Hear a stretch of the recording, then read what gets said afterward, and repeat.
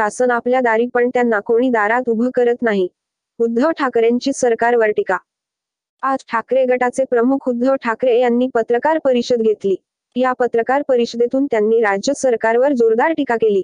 तसेच शासन आपल्या दारी पण कोणी त्यांना दारात उभं करत नाही, अशा शब्दात राज्य सरकारवर निशाणा साधला. त्याचबरोबर पीक विमा घोटाळ्याच्या मुद्द्यावरून देखील सरकारवर ताशेरे ओढले.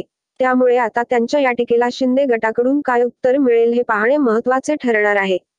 आजच्या पत्रकार परिषदेत बोलताना उद्धव ठाकरे म्हणाले की शेतकऱ्यांची अवस्था वाईट आहे. यासोबतच पीक विमा घोटाळ्याचा विषय तर वेगळाच आहे. मी मुख्यमंत्री असताना शेतकऱ्यांचं 2 लाखांचं कर्ज माफ केलं होतं. कोरोनाच्या काळात शेतकऱ्यांनी आपली अर्थव्यवस्था तारली होती.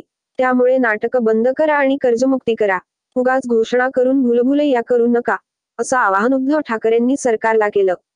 त्याचबरोबर धारावीकरांना 500 चौरस फुटाचे घर द्या, अशी मागणीही उद्धव ठाकरेंनी केली. धारावीमध्ये राहणाऱ्या लोकांचे त्यांच्या उद्योगासाठी तिथेच स्थलांतर होणे गरजेचे आहे. 400 ते 500 फुटांची जागा मिळायला हवी.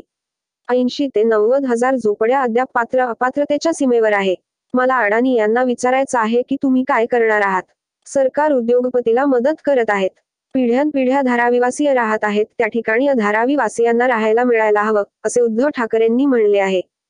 दरम्यान 5 राज्यांच्या निवडणुकांमध्ये भाजपने घवघवीत यश मिळवल्यानंतर उद्धव ठाकरेंनी भाजपला एक नाश्ता करायचा आणि आतमधून गुपचूप 5 राज्यांच्या निवडणुका झाल्या. आता दमत असाल तर त्याचे देखील स्पष्टीकरण इंडिया आघाडीच्या बैठकीत तुमच्या मित्रपक्षांना द्यावं, असे आवाहन नितेश राणे यांनी उद्धव ठाकरे यांना केले आहे. भाजपला करण्यात आले आहे.